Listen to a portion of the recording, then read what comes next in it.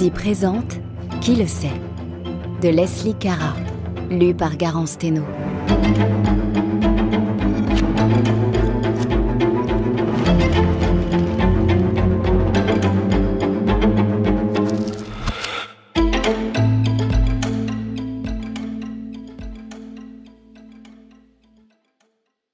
À tous ceux qui ont déjà souffert d'addiction. Ce n'est pas parce que vous vous imaginez en train de faire quelque chose et que ça vous procure un sentiment de satisfaction que vous avez réellement envie de le faire. Cela ne veut pas dire que vous allez tout mettre en œuvre pour que le rêve devienne réalité. Loin de là. Pourtant, il arrive aussi que l'inverse se produise et que vous fassiez quelque chose d'impensable, changeant le cours de votre vie pour toujours. Aussi, si je me vois très bien empoigner ses jolies tresses et lui cogner la tête contre un mur de briques jusqu'à ce que son crâne se fende, cela ne veut pas dire que je vais passer à l'acte. Le fait d'y songer ne fait pas non plus de moi une mauvaise personne. J'irais même jusqu'à dire que ce genre de pensée est tout à fait normal lorsque vous détestez quelqu'un si fort que les muscles de votre corps se raidissent à sa simple évocation. Enfin, il n'y a certainement pas que moi qui en fasse l'expérience, n'est-ce pas? N'est-ce pas? 7. Si vous voulez tout savoir. C'est le nombre de coups qu'il faut pour que le sang coule à flot. Première partie. Chapitre 1. Son odeur me parvient en premier. Ou plutôt le parfum de l'aftershave qu'il avait l'habitude de porter. Joint de Rocco Barocco. Une fragrance très années 90, masculine et boisée. Je fais volte-face. Mais il n'y a personne, à l'exception d'une jeune femme en bombers qui s'est accroupie pour nouer ses lacets. Je manque de trébucher sur elle.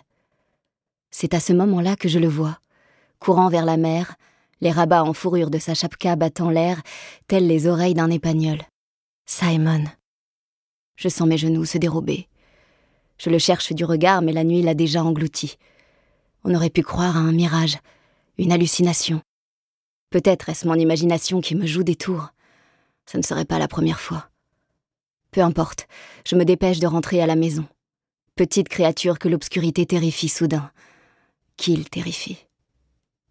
Ma mère me tombe dessus à la seconde où je pousse la porte d'entrée. « Où étais-tu? J'étais morte d'inquiétude !»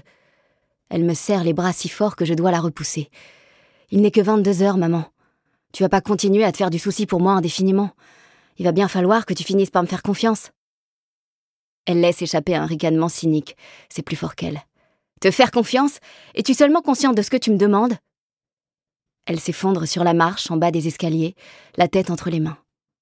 Je m'agenouille près d'elle et blottis mon visage contre ses jambes. « Excuse-moi », dis-je d'une voix étouffée par les plis de sa robe de chambre. Et les années défilent devant mes yeux. Je suis en 6e et c'est la première fois que je ressens de la peine. Ma mère me dit de passer à autre chose. Elle me caresse le dos avec de lents mouvements circulaires comme elle le fait maintenant. « Je ne comprends simplement pas pourquoi tu ressens le besoin de sortir marcher si tard, » murmure-t-elle. J'ai envie de lui répondre que si je passais mes soirées enfermée dans cette baraque morose sans boire une goutte d'alcool, je deviendrais folle. J'ai envie de lui dire que je marche pour ne pas mourir, que j'ai besoin de me tenir occupée, de faire des choses, d'aller quelque part, même quand je n'ai rien à faire et nulle part où aller. Surtout quand je n'ai rien à faire et nulle part où aller. Au lieu de ça, je me contente de pleurer silencieusement sur ses genoux. 5 mois se sont écoulés depuis que je me suis réveillée à l'hôpital. Ma mère au pied du lit avec cette expression sur le visage. 15 jours depuis que mon séjour en cure de désintoxication a pris fin. C'est elle qui m'a suggéré d'y aller. Si elle ne l'avait pas fait, j'aurais été contrainte de prendre la décision moi-même et j'aurais été privée du luxe de l'indignation. Emménager chez toi, à Flinstead? Tu plaisantes? Simon et moi ne manquions jamais une occasion de nous moquer de cette ville. Nous disions que le jour où nous finirions dans un bled comme Flinstead, c'est que nous aurions renoncé à la vie.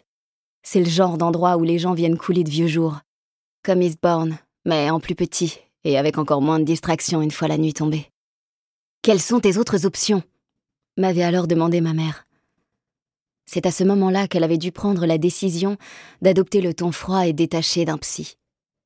Elle ne s'exprime désormais plus que de cette façon, du moins quand elle ne l'oublie pas.